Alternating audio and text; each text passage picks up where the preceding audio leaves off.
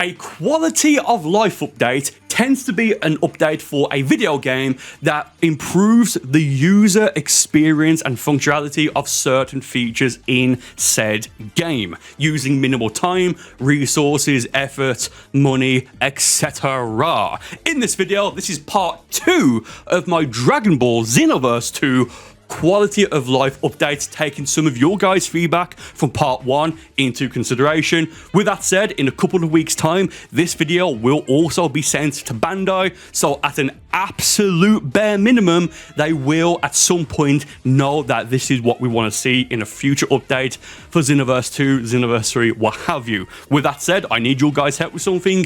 Please let me know what you agree and disagree with on this list so they can check the comments as well, and feel free to leave your own quality of life update wish list for part 3, part 4, etc. in the series. Thank you for listening to me in the intro. Subscribe. 50% of you are not. Well, 102%. That's crazy. Let's get into this list. More partner customization keys. Please. Oh, please. Oh, please. Oh, please. This video should be uploaded, give or take, early August 2024, unless this is part of a marathon later on. Hint, hint, hint.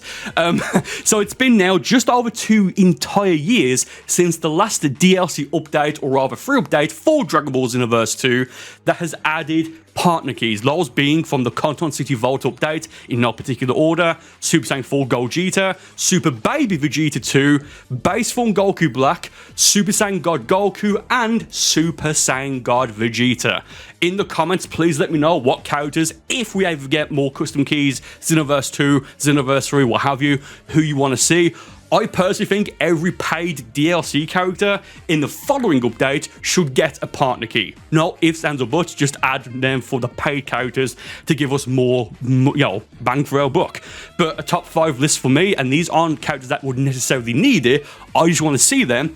Z Vegito and Z Gogeta, which are kind of already available with Super Saiyan Blue. Restrained Broly, Super Venomous Mode, Ultra Super Venom, whatever you want to call it, Vegeta and Goku Black.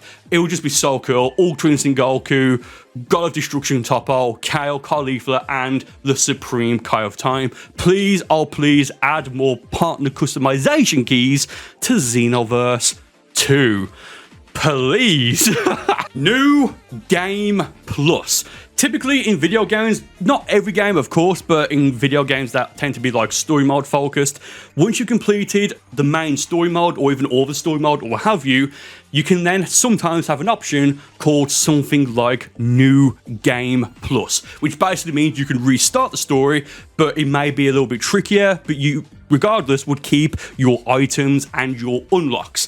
This kind of is how it works to some lesser extent right now in Dragon Ball Xenoverse 2, but I'd make it so once you've completed the main story mode on your first character, maybe defeating Final Form Mirror and or the secret history where you play as Bardock, then as Future Trunks, sorry, Future Gohan, same thing to some extent, not really, but once you've done that and then you make a new character, once you've made the character and selected one of the 3 fighting styles, there then should be a second pop-up which will then give you 2 options, either the top option being I want to start anew, which if you click that, it would work exactly verbatim how it works right now in Dragon Ball Xenoverse 2 with no differences, make it work exactly the same.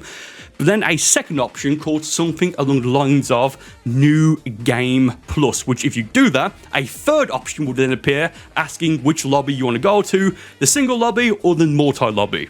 Then once you load in, you would be level 1, but you'll have all of your characters, stages, story mode progress, everything carrying over from your main character, and then have it interchangeable from new characters that you make so you can carry on the progress. I think if they do this, they need to also keep it as I want to start anew or something like that, because I do know a lot of people do actually enjoy playing through the game from scratch, and of course you still keep your your inventory, I guess. But we should also have it so we can carry on with progress with stages, characters, missions, unlocked, all that good stuff, but just the only difference being is that it'll be on a brand new character. Let me know what you think about this in the comments of the video, please and thank you. ever so much. Somewhat in the same light as a possible new game plus mode, once we completed the main story mode in Dragon Ball Xenoverse 2, we should then be able, if we want to change who the Xenoverse 1 data transfer Toki Toki City hero is, you know, without having to do like an additional data transfer or having to delete the save data to redo it. But if this happens, it should be who you had if you even did do the data transfer, like that list of characters there, including like the Xenoverse 1 final world tournament winners, all that good stuff with Ace, the time patroller. But it shouldn't unlock their clothing or skills or what have you, like how it does for the first time you do the data transfer. Just make it so it changes the Toki Toki, or rather the Conton City hero, the hologram, as well as who appears in the Xenoverse 2 story mode as the, what is like, elite time patroller, or what have you. It will just make a nice little change, and I still will get comments every once in a while, not too often anymore because of how long Xenoverse 2 has been out for, but every once in a while I will get comments asking if it's possible to change the hero, the Toki Toki City hero, without having to delete your save data. And unfortunately right now you can't, but make it so once you've completed the story mode, you can change it, because I think at that point then, there's no reason why you shouldn't be able to, if that makes sense. Credit skipping. So as of right now, once you completed the story mode defeating Final Form Mirror in Dragon Ball Xenoverse 2, naturally the credits will play. Okay, fair enough. And for the very first playthrough, I don't think you should be able to skip them, but on following playthroughs, I think we should have the ability to like hold down X or have you to then skip the credits. There is also a trophy on PlayStation. I believe it's actually a golden trophy attached to this. So on Xbox, it'll be an achievement, and on Steam it'll be a Steam achievement, but on PlayStation you get a golden trophy attached to, you know, watching the credit sequence. So absolutely fair play, and I do think, at least for the very first playthrough, you shouldn't be able to skip the credits, because again there's a trophy attached to it. Plus, if you've made it that far to the credits, you obviously enjoy the game, so just for that one time, just appreciate the people who have made what you've just experienced, if that makes sense. But then on following playthroughs, either on the same character or on different characters or what have you, there should be an option to just skip the credits, I think. Right, it's not going to hurt anyone. Off the top of my head, I cannot remember how long the credits take, because I'm recording for this video the commentary first, then I'll begin the gameplay, then editing it, so all that good stuff. I do think the credits take at least 10 minutes, so let's say 10 minutes over 8 characters. That's nearly an hour and a half, and it's nearly 2 hours if it's 15 minutes long. Again, off the top of my head, I cannot remember. It'll be on the screen here soon, I'm sure. But yeah, that's like an hour, an hour and a half, maybe nearly 2 hours of doing pretty much nothing. Like, we won't watch it anyway, we'll probably like check our phones or something. So do you know what I mean? So again, at least for the first playthrough, don't make it skippable, but then once you've got the trophy and you've experienced it once, there should be an option to just skip, in my opinion. More hairstyles. Oh, cheeky. So put an asterisk next to this, because again, I don't know if more hairstyles is necessarily specifically a quality of life feature, an update, what have you. Maybe take existing hairstyles that are wigs and make them available via character creation, or when you change your appearance via Shenron or the stylist in Conton City. Sure, why not? But I think if they were to design new hairstyles, I don't think that's necessarily, again, just for specifically a quality of life update. I don't think it's that. I absolutely want more hairstyles. Please, absolutely, give me more hairstyles. Spiky Super Saiyan hair. That's a horse, that's dead. Sure, give us that. But again, specifically for quality of life, I don't necessarily think that more hairstyles, either taking existing wigs and making them into hairstyles, would be part of that. But you know what? Again, put a small asterisk next to that. I would absolutely love that. Sure, why not? Custom auras.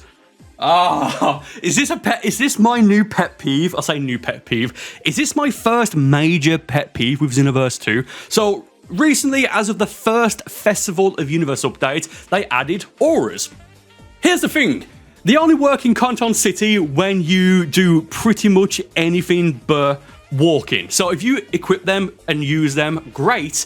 If you then dash or fly, again, I've mentioned this before, but this has to be changed. If you dash or fly or have you, it goes back to your original aura. So on Earthlings and Saiyans, it's blue. For Namekians, it's purple. For the Freezer race, it's pink, I think, or have you. And for Margins, it's pink, or whatever it is. I forget the others off the top of my head. Just change it. So please, like if I use, for example, the legendary Super Saiyan aura, which by the way, Broly has, and he dashes towards you, it's literally right there in the game. Quite literally, it is right there already as of right now. It's bad. Please hope so it changes to that aura when you dash in the city. And bonus points if the aura that you equip, you don't necessarily have to activate it, but the aura that you equip also stays in battles. Please, like in the base form. That's all I'm asking, base form. Please.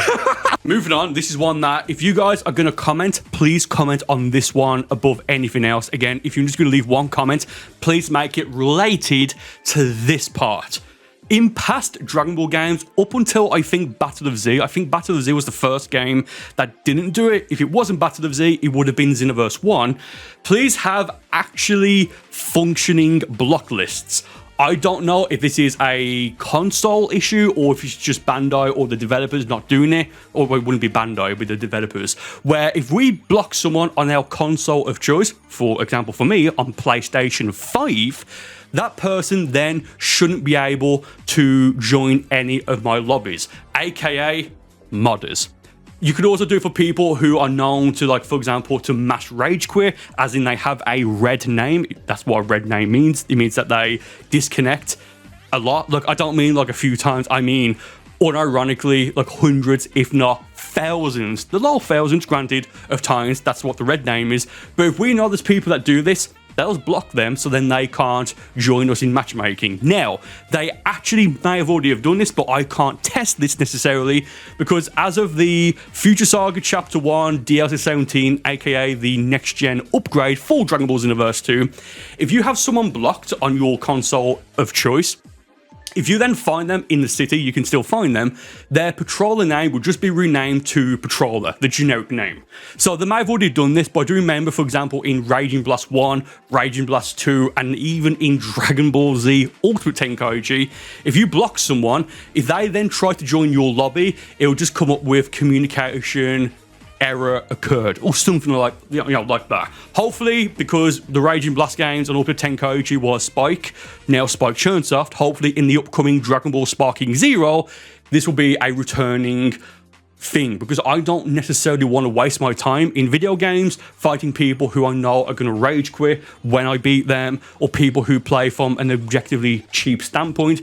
But even that's okay, but it's just modders. If you go into any multi-lobby in Xenoverse 2 right now and you keep, like, spend 10 minutes, like, here's a challenge for you, spend 10-15 minutes hopping multi-lobbies in Xenoverse 2 right now, within no time you're going to find a modder, as in like the long crappy looking Super Saiyan 3 hair, the attention seeking giant Namekians, or people with modded perfect 6-star QQ bangs, as in with max points, plus 5 points in all 6 stats, which as of right now you can't do. The best you can do, again, as of right now, is plus 24 points. That may change in the future, who knows.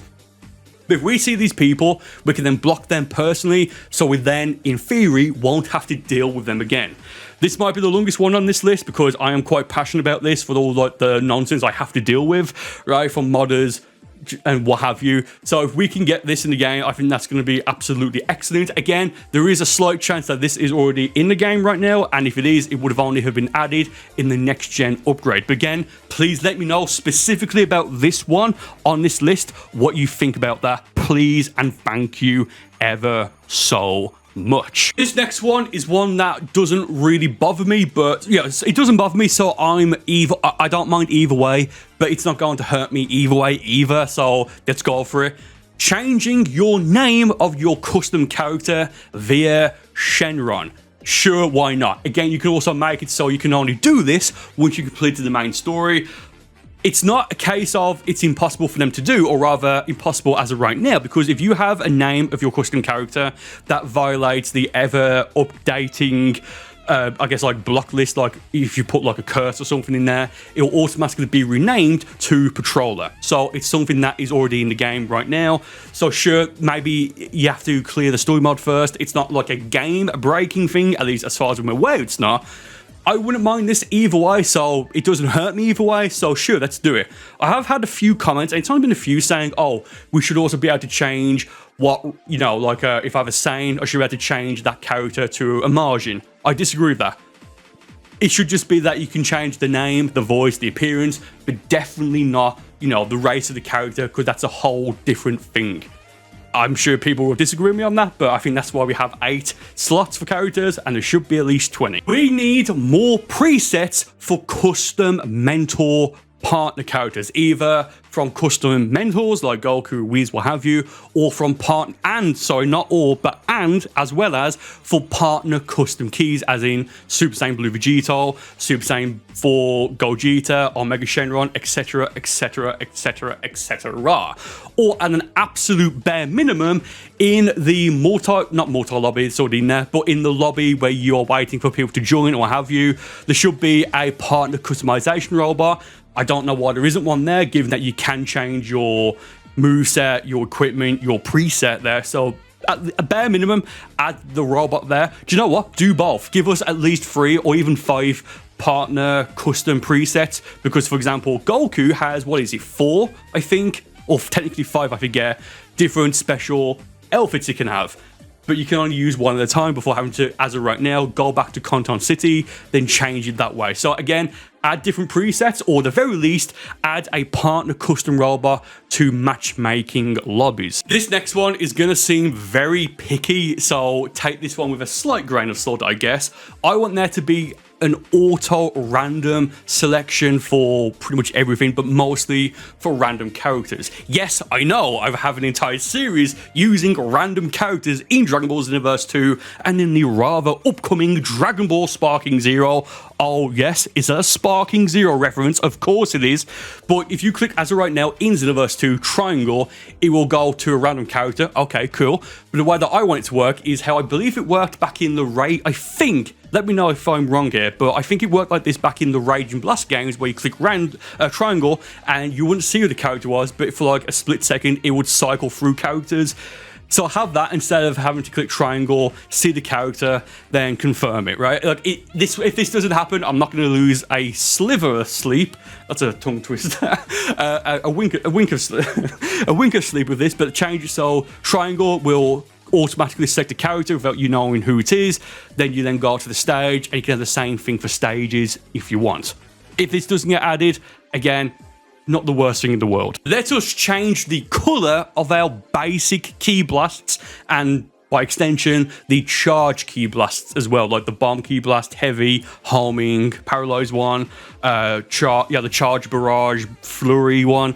Just change it, so maybe have an option so under accessories, click on accessories, and also update that, as I've already mentioned in the previous video in this mini series, so you can have up to 4 accessories and a bare minimum, or 3, what have you. Then another option which is just specifically for the color of our basic and charged key blasts from default, which is right now, to just the basic colors like blue, red, orange, green, purple, yellow, default, what have you. Like, no differences in stats, just have it so we can change the color of our basic key blasts without super souls. For example, the Gamma 1 super soul, which changes it to a red beam, gun beam, or blue for Gamma 2, and also have it so you can change your key blasts, to like the Ribrian Heart as well, if you want. There's so much they can do there, and it's just a shame that I haven't capitalized on it, at least not just yet. And that's my list of part 2 of quality of life features that should be added